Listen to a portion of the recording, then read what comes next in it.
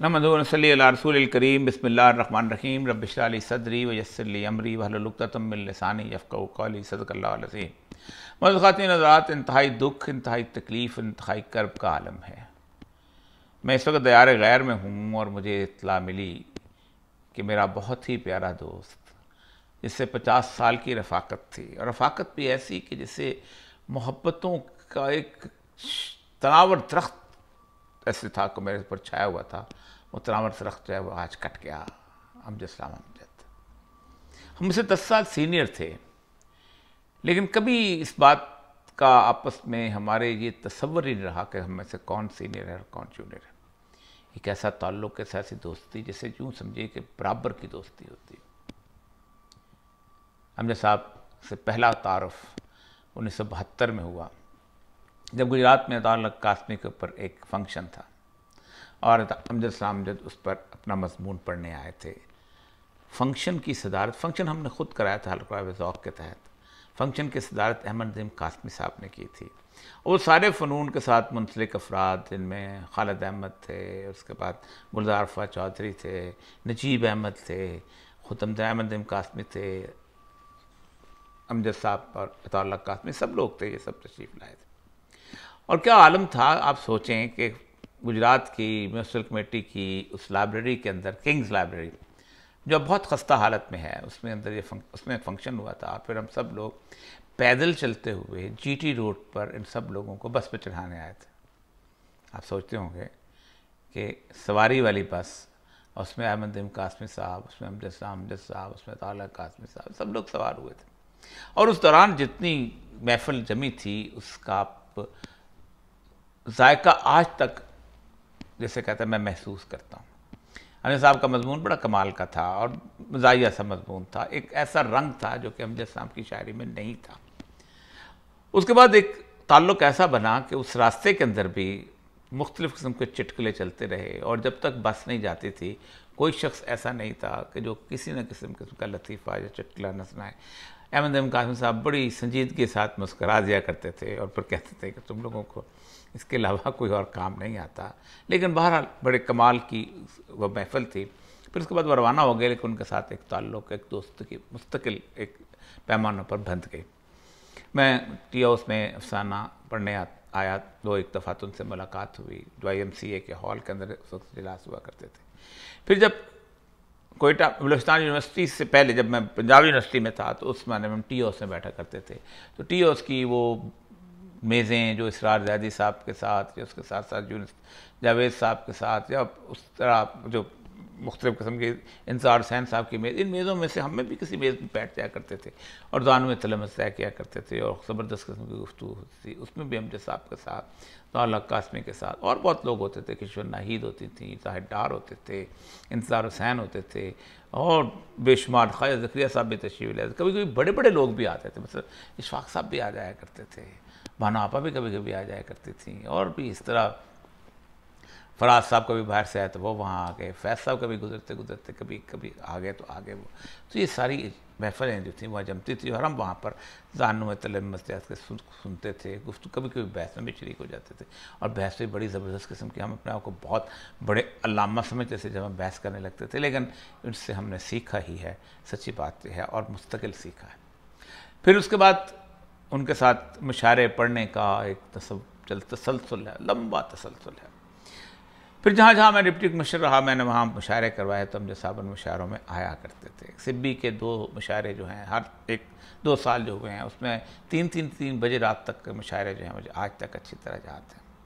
और पूरे का पूरा एक माहौल था। आप खुद सोचें कि मुशायरों में कैसे कैसे लोग आया करते थे। उसका इफ्तिखार आरफ जैसे लोग, अहमद फराज, और उसके साथ साथ अहमद नदीम कासमी, मुनीर नियाज़ी, क्या बड़े लोग थे जो इन मुशायरों में आया करते थे।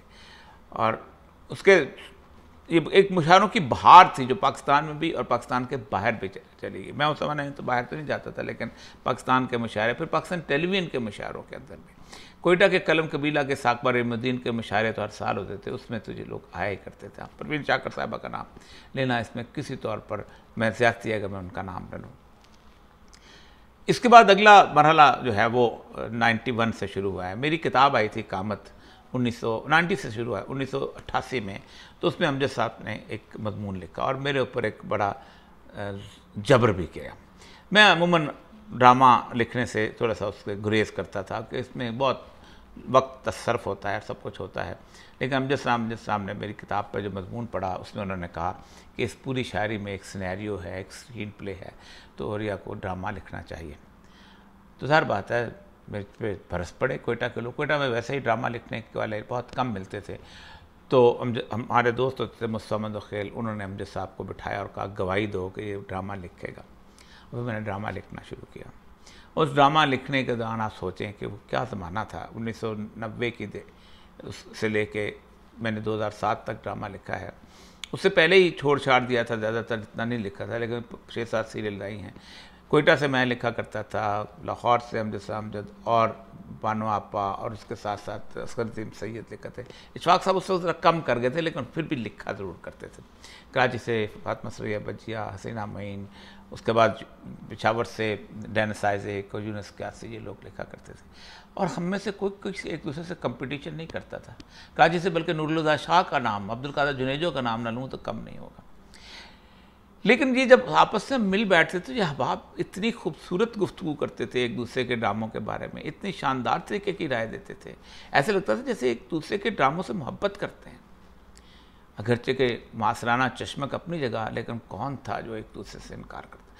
अनवर मकसूद साहब वजूद थे। अनवर मकसूद साहब का रंग बिल्कुल और तरह का था और उनको सारे उसी एहतराम से, उनके उसी मजाक के अंदाज से एहतराम किया करते थे।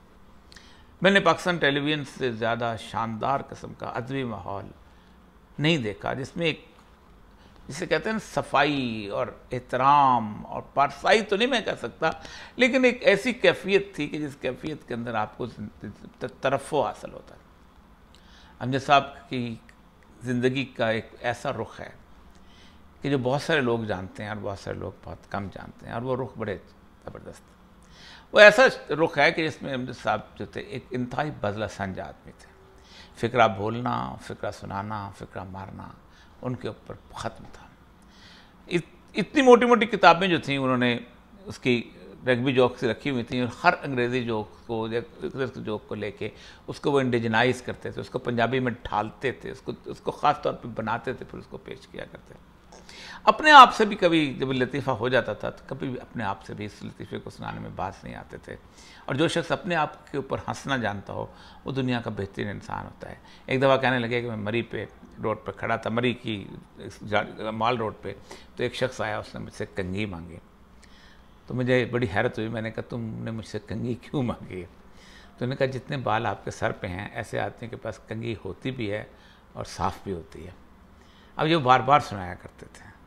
इसी तरह हर मुशायरे के अंदर हर जगह से उन्होंने, जिसे कहते हैं ना कि एक शायराना चुटकुले इकट्ठे किए होते हैं। ऐसा लगता था कि उनके लिए एक हाथ बांध कर खड़े होते हैं लतीफ़े कि आइए मुझे उठाइए और मुझे पिक करें। और शायरी तो उस कमाल की वो कर गए हैं।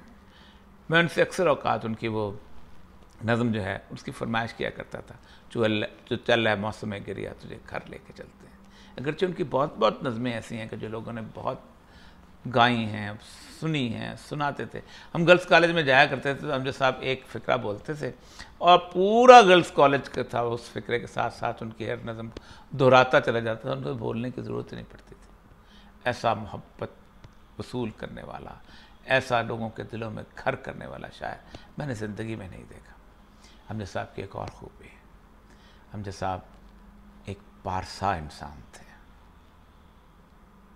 अमजद साहब में वो शायराना ऐब जो अमूमन हमारे यहाँ नज़र आता है, जिसके बारे में हम तसव्वुर करते हैं जैसे शराब जब तक न पिए शायरी नहीं हो सकती, सिगरेट जब तक न पिए उसके मरगोलों के अंदर हम शायरी नहीं कर सकते, चर्स मार देगा तो चर्स बड़ी अहमियत अख्तियार कर जाती, कंसंट्रेशन का काम आता। अमजद साहब इन तीनों चीज़ों से बिल्कुल दूर थे। फिर उन शुअरा में भी नहीं थे कि जो दर्द हासिल करने के लिए, कसक हासिल करने के लिए जगह जगह नाकाबिल तस्खीर औरतों से मोहब्बत करते हैं कि उन तक रसाई मुश्किल है और फिर उसके बाद रोते रहते हैं। जैसे मुझे हमारे इंशा जी हैं थे कि और तो कोई फैज़ नहीं है तुझसे बेहासिल बेमहर, इंशा जी से नज़में गज़लें कीत के बत लिखवाई थी जा। अमजद साहब इस मामले में भी पारसा थे। अपनी बीवी से इश्क किया और उनके जो तायाजाद थे कि चचाजाद थे, उनकी बेटी नहीं, कज़न थी, तो शादी नहीं हो पा रही थी, लेट हो रहा था, शायद इनकी लेक्चरशिप को देख रहे थे, तो उन्होंने अपनी पहली किताब जो थी उसका नाम ही फिरदौस के नाम रख दिया और उनका अब तुझे खुल के सामने आ गया, अब इसकी शादी कर लो। ऐसा शख्स कहाँ मिलता है कि जो इतनी खूबसूरत शायरी करे और उसके बाद कसक और दर्द के लिए सिर्फ अपने घर के अंदर मोहब्बत करे। अमजद साहब चले गए, हम सब ने चले जाना है। मेरी दुआ है कि अमजद साहब जन्नत की उन वादियों में कहीं हों जहाँ उनसे पहले वाले जो हैं वो पहुँचे हों और वो कहें देखो ये तो शख्स नात लिखता है तो उसकी आंखें भीग जाती हैं, ये वो शख्स है जो सैयदुल अंबिया सल्लल्लाहु अलैहि वसल्लम से इश्क करते हुए अपने कलम को आंसू से भिगो लेता है, ये वो शख्स है कि जो शायर है, रोमांटिक शायर है, लेकिन अल्लाह उसके रसूल की बातें करता है, नमाज पढ़ता है, उसको कोई झिझक नहीं होती बताने के लिए कि मुसलमान हूँ। लाओ इसको हसन की किसी महफिल में साथ शरीक कर दो। अरब जब कसीदा लिखते थे तो उसका एक हिस्सा रोमांटिक कसीदे का होता था। जिस कसीदे पर रसूलुल्लाह सल्लल्लाहु अलैहि वसल्लम ने चादर दी है काब बिन ज़हीर को, वो कसीदा बानत साद है। उसके पहले 30 शेर जो हैं वो अपनी महबूबा साद के बारे में हैं और बड़े तफसील से उसकी खूबसूरती का तस्करा है। ये शेर मस्जिद नबवी में रसूल अकरम के सामने सुनाए गए थे। फिर आपने कहा कि मैं इस मोहब्बत से दूर, मैं अब रसूलुल्लाह सल्लल्लाहु अलैहि वसल्लम की मोहब्बत का और उनके हुस्न का, उनके इश्क का गिरफ्तार हो चुका हूँ। अमजद शुरू दिल से ही उसके गिरफ्तार थे।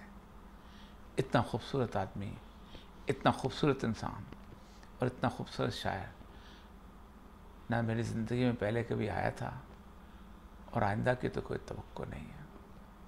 ऐ अल्लाह, उन्हें उन लोगों में शरीक कर जिन पर तेरा करम हुआ, जिन पर तेरी मोहब्बत हुई, जिनके लिए तूने वादा किया है कि उन्हें बेहतरीन ठंडी छाँव में तुमने जमा करना है और कल को हम जाएं तो हमें भी उन्हीं जगहों पे तलहम मनसूदिन वज़िल्लिन ममदूदिन वमाइम मस्कूबिन वफ़ाकिहतन कसीरतन ला मक़तूअतन वला ममनूअतन वफ़ुरशिन मरफ़ूआ। इस कैफियत वाली हाल के अंदर इस तरह की जगह पे हमें जमा करना तो गुनाह को बख्शने वाला है। तो अमजद साहब के भी गुनाह बख्श और हमारे भी बख्श, उन पर भी रहम फरमा और हम सब पर रहम फरमा। वाखिर दावाना अल्हम्दुलिल्लाहि रब्बिल आलमीन।